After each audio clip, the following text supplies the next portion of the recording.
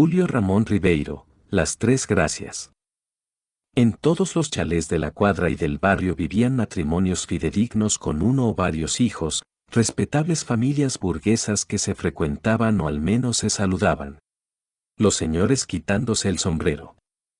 Por eso la aparición de tres mujeres que alquilaron el departamento situado encima de la bodega de don Eduardo causó un verdadero revuelo. Tanto más cuanto que las tres eran jóvenes, guapas, fachosas y, según se dijo, oriundas de la tórrida comarca de Loreto. Al principio el barrio no supo por dónde cogerlas y se dedicó a observarlas. Eran presumiblemente hermanas, pues, a pesar de su diferencia de morfología, tenían un aire de familia, salvo que éste se explicase por la región selvática de donde provenían. La mayor debía tener unos 25 años, era un poco entrada en carnes, de talla mediana, lucía trajes vistosos y cara redonda, solar, que anunciaba un carácter alegre y dispuesto a la convivialidad. La segunda, de unos 20 años, era menudita, linda de rasgos y de figura, llevaba siempre pantalones ceñidos de colores apastelados. Rosa, celeste, pistacho, y sandalias con tacos muy altos para aumentar su estatura. A diferencia de la mayor, andaba siempre muy seria, mirando al suelo, indiferente a lo que ocurría a su alrededor. Pero la tercera era la joya del trío, no se le daba más de 18 años, era altísima para la norma de entonces. Debía medir 1,80 m, de piernas muy largas y perfectamente torneadas, cintura estrecha, nalgas prominentes, senos turgentes sin ser exagerados, usaba vestidos sedosos. Uno rojo en especial, que eran como una segunda piel sobre su piel y calzaba algo así como zapatillas de bailarina, sin suela, como si quisiera por condescendencia rebajar su altura para ser más accesible a la contemplación de los humanos. Su andar era muy pausado y lánguido, acompañado de un meneo de caderas tan cadencioso que papá, tan reservado en lo que concernía a las mujeres, se detenía cada vez que se cruzaba con ella, se daba la vuelta y la observaba sonriente, con el busto muy inclinado hacia adelante, en una actitud obviamente teatral. Ella sabía además que era observada y que iba dejando al pasar un reguero de miradas ávidas, de bocas abiertas y de proyectos licenciosos.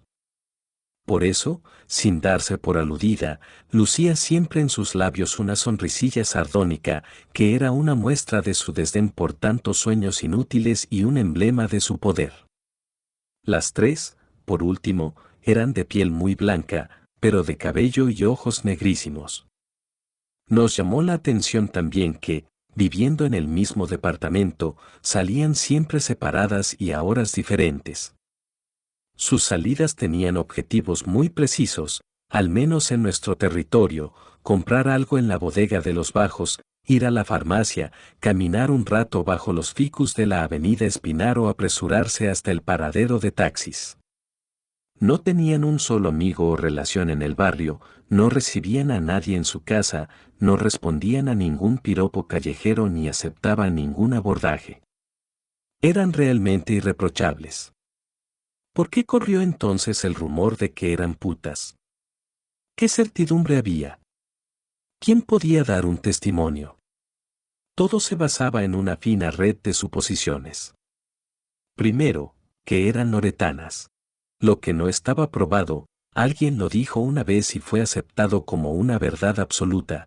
Eran loretanas pues y, para los limeños, las selváticas tenían fama de ser ardientes, desprejuiciadas y fáciles. Segundo, que vivían solas en un departamento un poco de media mampara, pues quedaba en los altos de la única chingana de la cuadra, donde recalaban octámbulos y borrachines. Tercero, que ninguna de ellas tenía al parecer trabajo regular en oficina, tienda o empresa, pues sus entradas y salidas no se ajustaban a ningún horario ni a las exigencias de una ocupación estable. Por último, su propio aspecto. Sensuales, muy maquilladas, tan animalmente atractivas, esas mujeres solo podían dedicarse a la fornicación venal. Como se ve, se trataba de presunciones ridículas que no estaban refrendadas por ninguna prueba. En el caso de la mayor, sin embargo, hubo algo así como un indicio, que cayó a pelo para los chismosos. Se la vio a menudo entrar y salir a horas tardías por la puerta cochera de la Embajada de Brasil, residencia que ocupaba toda una manzana frente a nuestra casa. De inmediato se dijo que era la amante del embajador. ¿No existía acaso entre loretanos y brasileños una predestinación al entendimiento debido a su vecindad geográfica, su clima tropical y cierta comunidad de gustos y costumbres? Nada más natural que una hija de Loreto, sin tener que navegar por el Amazonas, llegara directamente a la cama del representante del gobierno de Brasil. Lo que nadie dijo es que por esa puerta cochera se accedía también a la casa de una modesta costurera instalada en los altos del garaje, a la que recurrían respetables damas del barrio para encargarle trabajos menudos. De hermana barragana, hermana putana, se pensó. Es así que el prejuicio que cayó sobre la mayor se hizo extensivo a las menores. A la intermedia por sus pantalones ajustados y porque a veces encendía un cigarrillo en plena vía pública. Con esta fue la única, y quizá yo el único del barrio, con quien tuve un contacto fugaz. Siendo la menos fachosa era la que más atraía, quizá por su fina silueta y su andar pensativo, mirando siempre el suelo. Una o dos veces por semana caminaba hasta una de las bancas de la avenida Espinar y se sentaba bajo los ficus a leer un libro. Desde la ventana de mi escritorio la observé varias veces y una mañana, a pesar de mis 15 años y de mi timidez, decidí abordarla.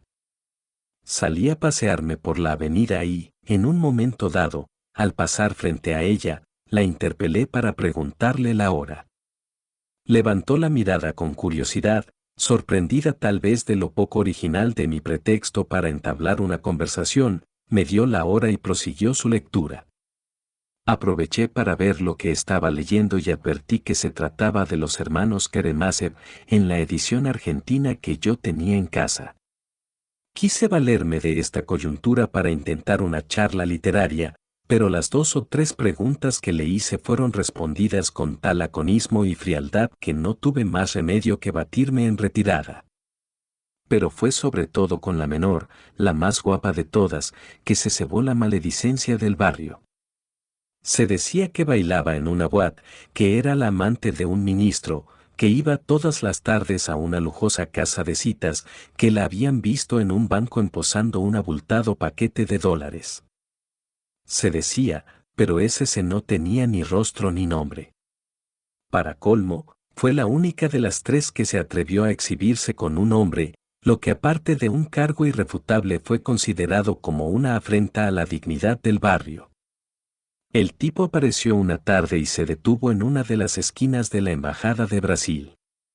De inmediato llamó la atención, pues no era de Miraflores.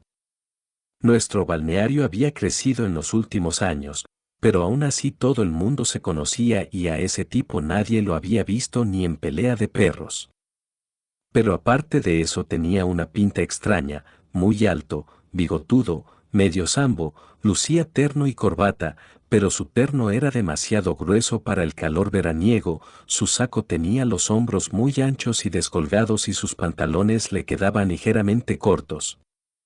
Usaba corbatas chillonas, se echaba brillantina al peinado, calzaba zapatos acharolados y puntiagudos.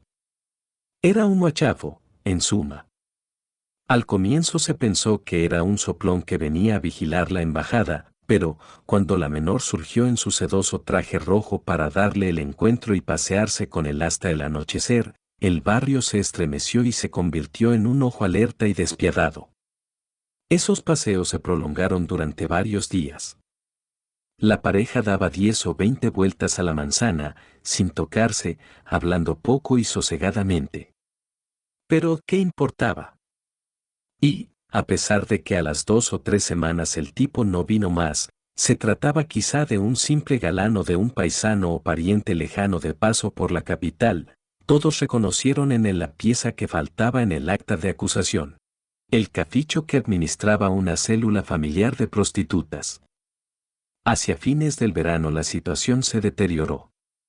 Las loretanas eran un asunto local, santacrucino y, mal que bien, nosotros éramos personas educadas. Aparte de los chismes, rumores y embustes que circulaban, nadie tuvo en el barrio gestos ofensivos o destemplados hacia ellas. Pero los barrios y los balnearios se comunican por un correo invisible y en otros lugares se enteraron de que a vuelta de nuestra casa, detrás de la embajada de Brasil, vivían 3 regias putas en un departamento. Desde entonces comenzaron a aparecer automóviles al anochecer que se detenían bajo las ventanas de las 3 loretanas. Sus pilotos esperaban un rato, se impacientaban, tocaban a veces el claxon y algunos incluso, jóvenes, guapos, deportivos, altaneros, pero decididamente nulos y tristes si tenían que recurrir al amor pagado, descendían para tocar el timbre de la casa, sin obtener nunca respuesta. Luego de varias intentonas, uno por uno iban desapareciendo en sus relucientes bólidos, sin regresar jamás. Las hermanas debían estar hartas de estas manifestaciones que les hacían la vida imposible. El puntillazo se lo dio el imbécil que nunca falta en estos casos y que se convierte en el vector del destino. Un mequetrefe que vivía en Barranco, porque había estudiado en Estados Unidos y tenía un carrito descapotable, pretendía ser un playboy y persistió en cuadrarse todas las noches bajo la ventana de las loretanas. Estuvimos presentes la vez en que, desesperado de tocar el claxon o el timbre de la casa sin ningún resultado, se desquitó con una vileza. Como en los altos había luz y una de las ventanas estaba abierta, sacó unas monedas del bolsillo y dijo que a las putas había que llamarlas, como se hacía en San Francisco. Lanzó entonces un puñado de monedas contra el edificio y algunas penetraron por la ventana. Al poco rato, las luces del departamento se apagaron. El idiota lanzó unas cuantas piezas más y luego de esperar inútilmente una respuesta, aunque fuese un insulto, se fue muriéndose de risa, pero de risa despechada, diciendo que esas mujeres no estaban a su altura. Su ridículo carrito se perdió en las noches de Santa Cruz dejando una estela de humo pestilente. El vaso se había rebasado. De un día para otro no se vio más a las bellas loretanas. Quienes las codiciaban, quienes las envidiaban, quienes las detestaban, espiaron en vano su paso por las calles del barrio. Como llegaron, se fueron, discretamente, sin aviso ni despedida, dejando en lo vago todo lo que les atañía. Nunca más se supo de ellas ni nadie dijo haberlas visto en algún otro lugar, ciudad o país. Pero donde se encontrasen, estoy seguro de que debían recordarnos con odio.